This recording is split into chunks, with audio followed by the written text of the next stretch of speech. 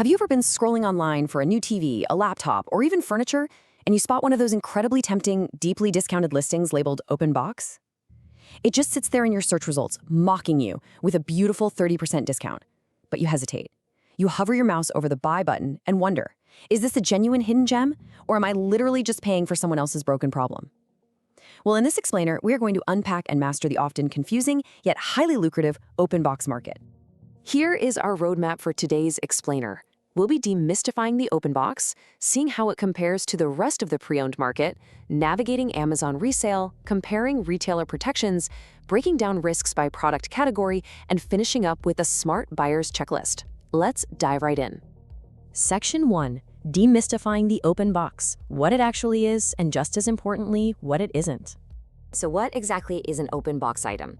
Well, simply put, it's a product where the factory seal has been broken, but the condition is still basically brand new. It means the item was opened, right? But crucially, it was not used. And honestly, these items exist for the most ordinary reasons, happening thousands of times a day. Picture someone ordering a massive ultra-wide monitor. They cut the tape, pull it out, immediately realize it won't physically fit on their desk, and pack it right back up. Or think about a shipping carton taking a really hard hit in transit. The delivery driver hands over a dented box, so the buyer rejects it at the door, even though the expensive television shielded inside is perfectly safe and untouched. It could even be a canceled pre-order or a store display unit. But here is the real kicker. Because that original factory seal is broken, retailers are legally blocked from ever selling that unit as new again. And you know what? That little legal technicality is exactly where you win, because they can't call it new. These items usually sell for anywhere from 10 to 30% below the sealed version of the exact same product. So what are you actually giving up for that massive discount?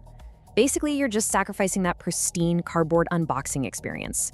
You might be missing a basic paper manual, which you're going to download online anyway, or maybe a generic USB cable. But the hardware itself, it's effectively brand new, granting you a huge discount just because someone else happened to slice a piece of clear tape before you did. Moving on to Section 2. Open box versus the rest, grading the pre-owned marketplace.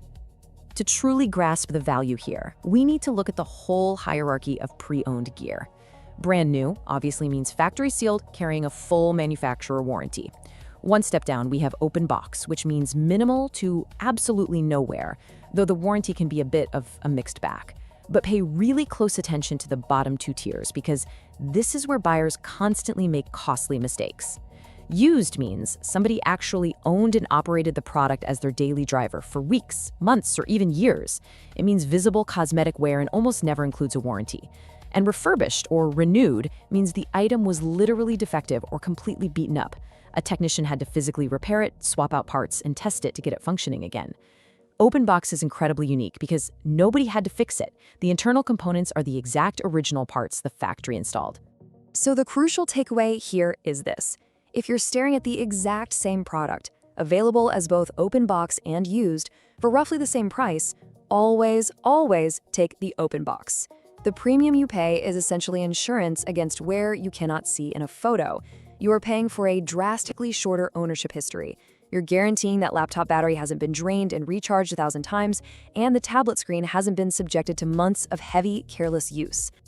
All right, Section 3, how Amazon Resale works, navigating the giant's returned inventory. Amazon Resale, which you probably remember by its old name, Amazon Warehouse, processes a truly mind-boggling volume of returns. When an item comes back to their facilities, warehouse workers inspect it, test it, factory reset it if it's electronics, and assign it one of 4 distinct grades. Used like new is what most of us mean by true open box. It's in perfect working order with all essential accessories. Used very good means it has minor cosmetic imperfections and maybe a missing non-essential accessory. But you need to evaluate the bottom 2 tiers very carefully. Used good means moderate wear and valuable accessories might be completely absent. And used acceptable? Man, Amazon warns you outright that these items show clear use, have scratches or dents, and might literally be missing the power cord required for the product to even turn on. Always read those condition notes line by line unless you truly enjoy unboxing a puzzle with missing pieces. Now, here is a fantastic insider secret for your next delivery. Beware the LPN sticker. LPN stands for license plate number.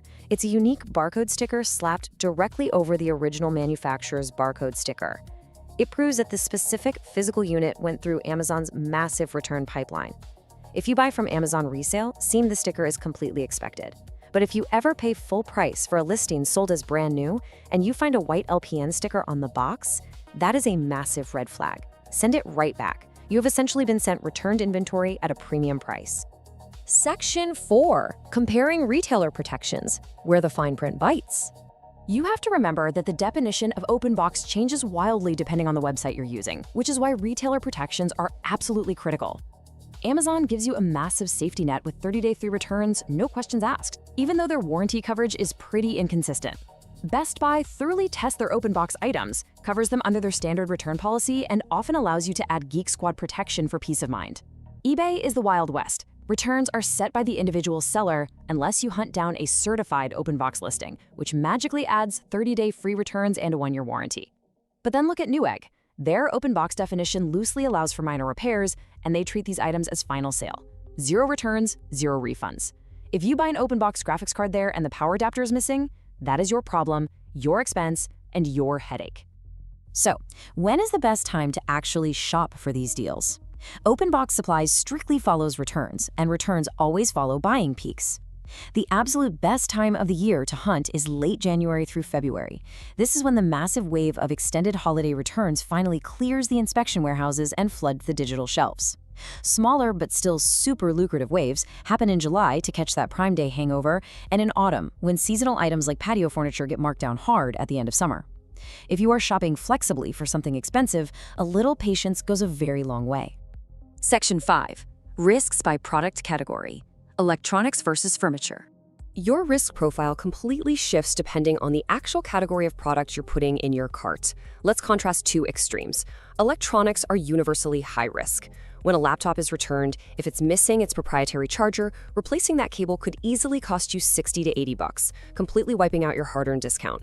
You also have to worry about dead pixels on screens or smart home devices that are permanently locked to a previous owner's iCloud or Google account, making them very expensive paperweights.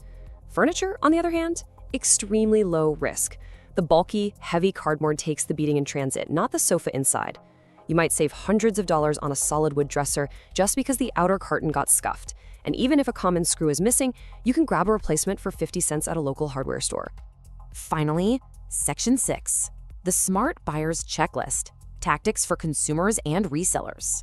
First, a brief but really critical warning for any e-commerce resellers tuning in. Avoid pass-through dropshipping with open box items at all costs. If you are dropshipping, you are flying blind. You cannot honestly describe an open box unit you've never physically laid eyes on.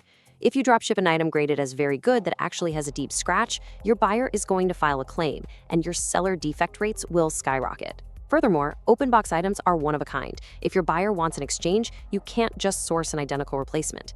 You must buy the inventory, physically inspect it yourself, and accurately relist it to survive in this business. And whether you are reselling or just buying for your own living room, here is your crucial day of delivery protocol. Open box delivery means the clock is ticking. Step 1. Photograph the outer packaging before you even cut the tape to document any crushing or transit damage. Step 2. Verify the serial number on the physical product against your digital receipt to prove nothing was swapped out. Step 3. Lay out every single accessory and count them against the manufacturer's official parts list, not just the online listing description. In Step 4, power the item on and test it immediately. Do not wait until the weekend.